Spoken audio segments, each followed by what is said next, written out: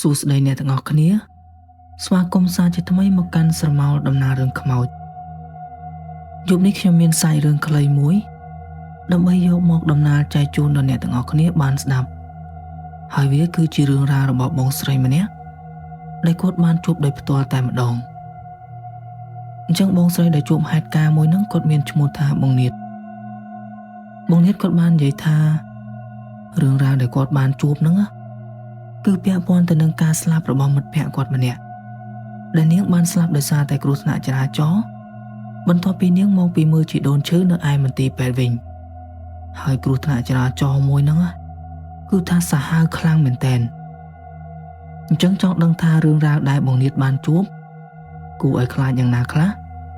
បាទចូលទៅស្ដាប់សាច់រឿងពេញទាំងអស់គ្នា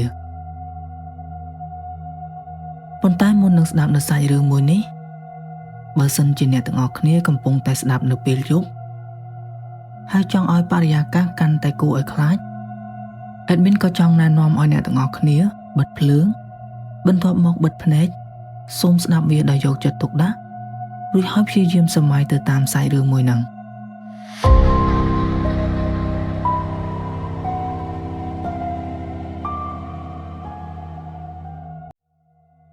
អញ្ចឹងហេតុការណ៍ហ្នឹងគឺបានកើតឡើងកាលពី20ឆ្នាំមុនពេលនោះបងនាតគាត់ទើបតែមានអាយុ14ឆ្នាំទេហើយបើយើងត្រឡប់ទៅកាលនោះបងនាតគាត់កំពុងតែរៀនថ្នាក់ទី8នៅពេលដែលបងនាតគាត់រៀននៅអនុវិទ្យាល័យហ្នឹងគាត់មានមិត្តភក្តិជិតស្និទ្ធម្នាក់ឈ្មោះថាបងច័ន្ទប៉ុន្តែបងនាតហើយនិងបងច័ន្ទពួកគាត់គឺជាមិត្តភក្តិជិតស្និទ្ធនឹងគ្នាតាំងពីសម័យរៀនបឋមមកម្លេះពួកគាត់ទាំងពីរនាក់ហ្នឹងមិនត្រឹមតែជាមិត្តភក្តិនឹងគ្នាទេ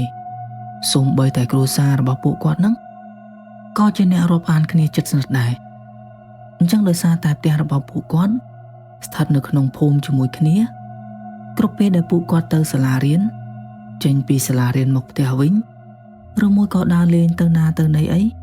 ពួកគាត់តែងតែទៅជាមួយគ្នាជាប្រចាំរហូតដល់មានថ្ងៃមួយក៏មានហេតុការណ៍គ្រោះថ្នាក់មួយបានកើតឡើងទៅលើបងច័ន្ទនៅថ្ងៃនោះគឺជាថ្ងៃដែលបងនាតហើយនិងបងច័ន្ទហ្នឹងពួកគាត់បានទៅរៀនជាមួយគ្នាធម្មតាប៉ុន្តែនៅពេលដែលពួកគាត់ចេញពីរៀនមកវិញពួកគាត់តែងតែជិះកង់ជជែកគ្នាលេងនៅតាមផ្លូវអីចឹងទៅរហូតមកដល់ផ្ទះរបស់បងនាតហ្នឹងគាត់ក៏បានប្រាប់ទៅបងច័ន្ទថាច័ន្ទចាំពេលទៅដល់ផ្ទះមួយទឹកញ៉ាំបាយអីរួចអស់ហើយចាំមកលេងផ្ទះរបស់គ្នាមកគ្នាមានរបស់ចង់ឲ្យឯងមើលអញ្ចឹងពេលហ្នឹងបងច័ន្ទគាត់ធ្វើមុខស្មើរួចហើយគាត់ក៏បានឆ្លើយថាគ្នាអត់ទាន់ដឹងទេនេះ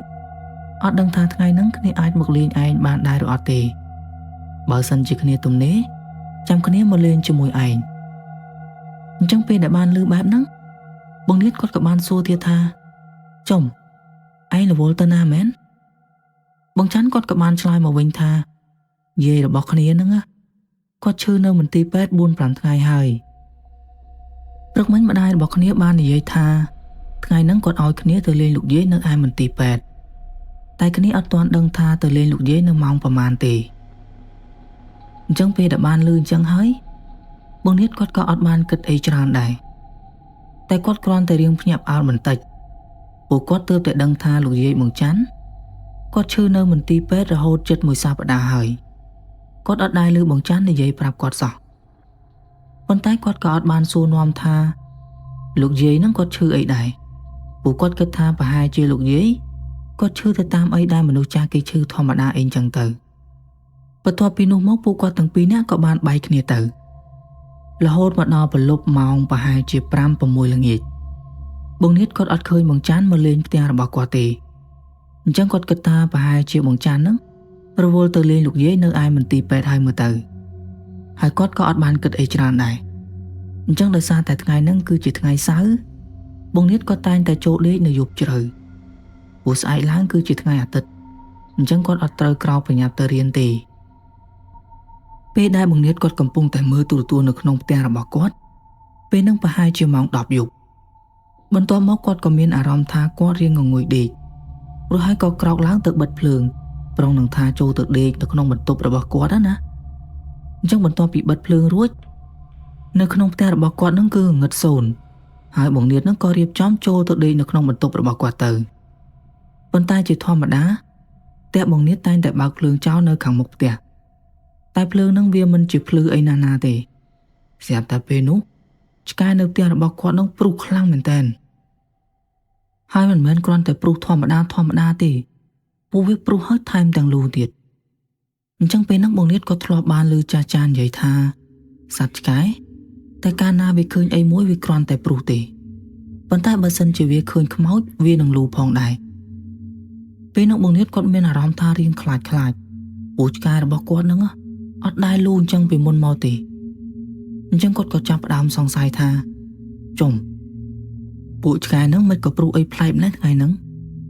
ថ្មីត្បិតតែបងនាងគាត់រៀងខ្លាចក៏ពិតមែនប៉ុន្តែគាត់នៅតែចង់ដឹងថាតើសត្វឆ្កែហ្នឹងវាព្រុសអីគេអញ្ចឹងមកដល់កន្លែងហ្នឹងខ្ញុំសូមបញ្ជាក់អ្នកទាំងអស់គ្នាបន្តិចថាផ្ទះរបស់បងនាងមានលក្ខណៈជាផ្ទះឈើខាងលើថ្មនៅខាងក្រោមហើយជាធម្មតានៅក្នុងបន្ទប់វាតែងតែមានប្អួចអីចឹងទៅអញ្ចឹងពេលហ្នឹងបងនាងគាត់ក៏បើកប្អួចមើលអ្វីដែលបងនាងបានឃើញនៅពេលនោះគឺឆ្កែរបស់គាត់ហ្នឹងឈរព្រុសនៅម្ដុំមុខរបស់ផ្ទះពួកវាព្រុសធ្វើដូចរៀងផ្អើលអញ្ចឹងម្ដងរត់ចូលម្ដងរត់ចេញដូចជាវាបានឃើញមានអ្នកណាគេកំពុងតែធ្វើអីនៅម្ដុំហ្នឹងអញ្ចឹងប៉ុន្តែបងនាងគាត់ខំសម្លឹងមើលទៅកន្លែងហ្នឹងដែរគាត់មើលហើយមើលទៀតប៉ុន្តែគាត់នៅតែអត់បានឃើញអីទេអញ្ចឹងគាត់ក៏ឆ្ងល់ថាពួកឆ្កែហ្នឹងវាព្រុសអីគេបើមើលទៅអត់មានឃើញអីផងហ្នឹងពេលនោះគាត់ក៏ស្រែកដេញឆ្កែរបស់គាត់ឲ្យឈប់ព្រុសនៅពេលដែលគាត់ស្រែកដេញឆ្កែរួចហើយសត្វឆ្កែហ្នឹងវាក៏បានឈប់ព្រុសទៅប៉ុន្តែវានៅតែឈរសម្លឹងមើលទៅរបងមុខផ្ទះដដែលហើយនេះជាអ្វីដែលបងនាងគាត់បានឃើញនៅពេលដែលគាត់ស្រែកដេញឆ្កែរួចហើយគាត់បានឃើញមានមនុស្សពីរនាក់ឈររេរនៅខាងមុខផ្ទះរបស់គាត់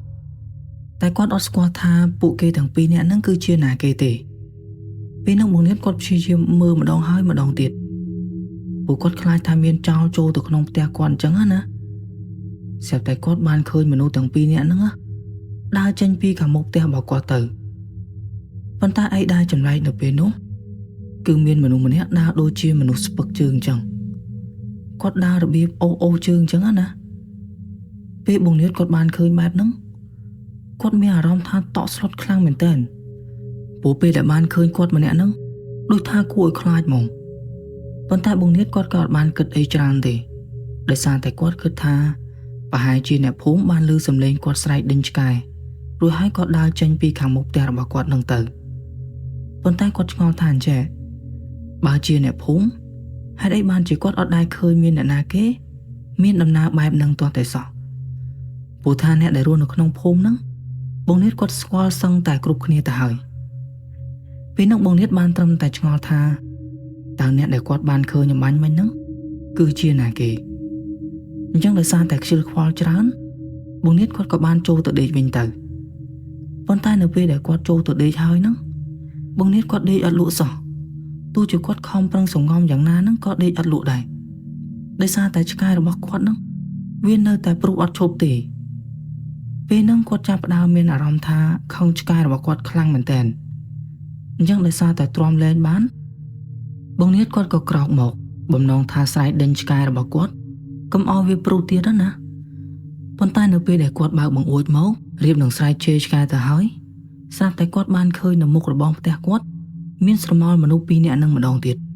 ហើយម្ដងហ្នឹងឃើញច្បាស់ខ្លាំងមែនទែនមនុស្សទាំងពីរនាក់ហ្នឹងការពិតទៅមានប្រុសម្នាក់និងស្រីម្នាក់កំពុងតែឈរនៅខាងមុខផ្ទះរបស់គាត់ហ្នឹងប៉ុន្តែមើលទៅការឈររបស់ពួកគាត់គឺថាឈររៀងចម្លែករបៀបថាឈរត្រឹងដូចជាគល់ឈើអញ្ចឹងណាសូម្បីតែបន្តិចហ្នឹងក៏អត់កម្រើកដែរពេលនោះបងនាងគាត់រត់តែខ្លាចថែមទៀតគាត់ឆ្ងល់ថាជនណាគេទៀតហើយបានមកឈរនៅមុខផ្ទះគាត់ហ្នឹងសង្ស័យតែជាមនុស្សឈួតទេដឹងអញ្ចឹងពេលដែលគាត់បានឃើញបែបហ្នឹងគាត់អត់ហ៊ានស្រែកជេរឆ្កែរបស់គាត់ទៀតទេអីដែលគាត់អាចធ្វើបាននៅពេលនោះគឺទាញបង្អួចបិទរួចហើយរត់មកកន្លែងដេកវិញនៅក្នុងចិត្តនៅតែគិតថាតើអ្នកណាគេបានជាមកឈរនៅមុខផ្ទះគាត់រហូតអញ្ចឹងពេលហ្នឹងគាត់ព្យាយាមគិតផងខ្លាចផងរហូតដល់ដេកលក់ដោយអត់ដឹងខ្លួនទៅដល់តែពេលព្រឹកឡើង បងនេះគាត់បានភ្ញាក់ដឹងខ្លួនដោយសារតែម្ដាយរបស់គាត់ស្រែកដាស់ហើយអង្រួនខ្លួនរបស់គាត់នេះក្រោកឡើងនេះព្រឹកហើយណាពេលនោះបងនេះគាត់ភ្ញាក់ទាំងងុយដេកនៅឡើយព្រោះជាធម្មតាថ្ងៃអាទិត្យអញ្ចឹងបងនេះគាត់អត់ដែរក្រោកឡើងនៅថ្មហ្នឹងទេទាល់តែម៉ោង 9 ជាងអីបានគាត់ភ្ញាក់ប៉ុន្តែថ្ងៃហ្នឹងម្ដាយរបស់គាត់បានដាក់គាត់ទាំងព្រឹកព្រលឹមតែម្ដងបន្ទាប់មកគាត់ក៏បាននិយាយថាក្រោកឡើងទៅមួយទឹកហើយស្លៀកពាក់ទៅផ្ទះមីងផលបន្តិចទៅអញ្ចឹងមីងផលហ្នឹងគឺជាម្ដាយរបស់បងច័ន្ទនឹងឯងពេលហ្នឹងបងនេះក៏បានសួរទៅម្ដាយរបស់គាត់ថាទៅផ្ទះមីងផលធ្វើអីម៉ែអញ្ចឹងម្ដាយរបស់គាត់ក៏បានប្រាប់ថាកាលពីយប់មិញអាចារ្យហើយនឹងបងប្រុសរបស់នាងបានជួបគ្រោះថ្នាក់ចរាចរណ៍នៅពេលដែលពួកគេត្រឡប់មកពីមន្ទីរពេទ្យវិញបន្ទាប់ពីបងនេះបានលើបែបហ្នឹងគាត់ភ្ញាក់ផ្អើលខ្លាំងមែនទែនហើយគាត់ក៏បានសួរទៅម្ដាយរបស់គាត់ទៀតថាមិនបានពួកគេជួបគ្រោះថ្នាក់អញ្ចឹងម៉ែម្ដាយរបស់គាត់ក៏បានប្រាប់ទៀតថានៅម៉ោង 5-6 ល្ងាចមិញហ្នឹងពួកគេទាំងពីរនាក់បានជិះម៉ូតូទៅលេងលោកយាយនៅឯមន្ទីរពេទ្យហើយពេលដែលត្រឡប់មកវិញក៏ជួបគ្រោះថ្នាក់ចរាចរណ៍ស្លាប់ទាំងពីរនាក់បងប្អូនតែម្ដងទៅដោយសារតែបងប្រុសរបស់នាងបានបើកម៉ូតូទៅបុកនឹងឆ្កែដួលបោះក្បាលស្លាប់នៅនឹងកន្លែងតែម្ដងហើយចំណែកឯអាចារ្យវិញបានឃ្លាតទៅកណ្ដាលទ្រូងផ្លូវហើយត្រូវឡានកិនស្លាប់នៅនឹងកន្លែងដូចគ្នាហើយពេលហ្នឹងពួកគេទាំងពីរនាក់អត់មានពាក់មួកសុវត្ថិភាពអីទេក្រោយពីបានស្ដាប់ម្ដាយរបស់គាត់ប្រាប់រួចហើយបងនេះគាត់ពិតជារន្ធត់ចិត្តខ្លាំងមែនទែនដោយសារតែគាត់ត្រូវបាត់បង់មិត្តភក្តិជិតស្និទ្ធខ្លាំងបំផុតរបស់គាត់ម្នាក់ណាអញ្ចឹងបន្ទាប់ពីធ្វើចិត្តបានហើយបងនេះគាត់ក៏ក្រោកទៅមួយទឹកនឹងអាចបានទៅបន់សមរបស់បងច័ន្ទប៉ុន្តែអំឡុងពេលដែលគាត់កំពុងតែមួយទឹកហ្នឹងគាត់ស្រាប់តែបាននឹកទៅដល់រឿងរ៉ាវដែលគាត់បានឃើញកាលពីយប់មិញសមល់មនុស្សដែលគាត់បានឃើញគឺជាសមល់មនុស្សប្រុសស្រីពីរនាក់តើវាអាចជាសមល់របស់បងច័ន្ទនិងបងប្រុសរបស់នាងដែរឬអត់ព្រោះកាលពីថ្ងៃមិញហ្នឹងបងច័ន្ទគាត់បានសន្យាជាមួយបងនាថថាគាត់នឹងមកលេងជាមួយបងនាថបើសិនជាគាត់ទៅនេអញ្ចឹងតើអ្នកទាំងអស់គ្នានៅចាំបានអត់កាលពីយប់មិញបងនាថគាត់បានឃើញមនុស្សពីរនាក់ហ្នឹងបានដើរចេញពីខាងមុខផ្ទះរបស់គាត់ទៅហើយមនុស្សទាំងពីរនាក់នោះមានម្នាក់ដើរចម្លែកខុសពីគេគាត់ដើរអូជើងដូចជាមនុស្សបាក់ជើងអញ្ចឹងណាតើអ្នកទាំងអស់គ្នាអាចគិតថាជាបងច័ន្ទគាត់មកលេងបងនាថដែរឬអត់នៅព្រឹកនោះបងនាថហើយនឹងមិត្តភ័ក្តិដែលរៀនថ្នាក់ជាមួយគ្នាក៏បានទៅចូលរួមពិធីបុណ្យសពរបស់បងច័ន្ទអញ្ចឹងនៅពេលដែលសាកសពបងច័ន្ទរៀបនឹងហាយយកទៅបូជាបងនាថនិងមិត្តភ័ក្តិរបស់គាត់ទាំងអស់ក៏បាននាំគ្នាមកមើលមុខបងច័ន្ទជាលើកចុងក្រោយពេលនោះពួកគាត់អាណិតបងច័ន្ទខ្លាំងមែនទែនព្រោះមើលទៅរាងកាយរបស់គាត់បាក់ដៃបាក់ជើងឡើងខ្ទេចតែម្ដងមុខមាត់របស់គាត់អីនោះរយះរយាយគួរឲ្យខ្លាចខ្លាំងមែនទែនពេលបងនាថគាត់មើលទៅរូបថតរបស់បងច័ន្ទម្ដងគាត់រន្ធត់ចិត្តចង់តែស្រែកយំទេដោយសារតែគាត់ឃើញរូបថតរបស់បងច័ន្ទញញឹមគួរឲ្យស្រឡាញ់ខ្លាំងពេកមិនគួរណាមកស្លាប់ទាំងរាងកាយត្រូវបែកបាក់ខ្ទេចខ្ទីអញ្ចឹងសោះបន្ទាប់ពីព្រឹកនឹងបានកន្លងផុតទៅរហូតដល់ពេលយប់ឡើងប្រហែលជាម៉ោង 7 យប់កម្មវិធីបុណ្យសពរបស់បងច័ន្ទនិងបងប្រុសរបស់នាងក៏បានចប់សពគ្រប់ទៅអញ្ចឹងបងនាថគាត់ក៏គិតថាចង់ដើរត្រឡប់ទៅផ្ទះរបស់គាត់វិញព្រោះដូចខ្ញុំបាននិយាយពីខាងដើមអញ្ចឹងថាផ្ទះរបស់បងនាថនិងផ្ទះរបស់បងច័ន្ទនៅមិនឆ្ងាយពីគ្នាប្រហែលទេត្រឹមតែ 400-500 ម៉ែត្រអីហ្នឹងឯងពេលហ្នឹងបងនាថគាត់ក៏បានដើរចេញពីផ្ទះបងច័ន្ទទៅអញ្ចឹងពេលដែលបងនាថគាត់ដើរចេញមកបានតែបន្តិចស្រាប់តែគាត់មានអារម្មណ៍ថាដូចជាមានមនុស្សដើរតាមពីក្រោយគាត់អញ្ចឹងណា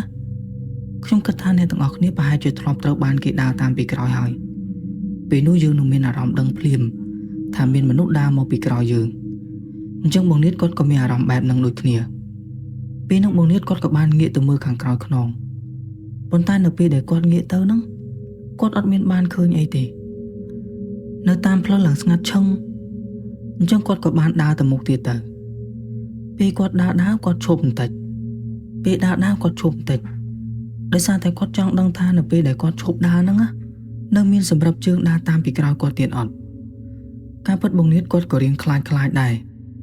ប៉ុន្តែគាត់ព្យាយាមដើរធម្មតារហូតដល់គាត់ដើរទៅដល់មុខផ្ទះរបស់គាត់ទៅនៅពេលដែលបងនាថចូលទៅដល់ក្នុងផ្ទះ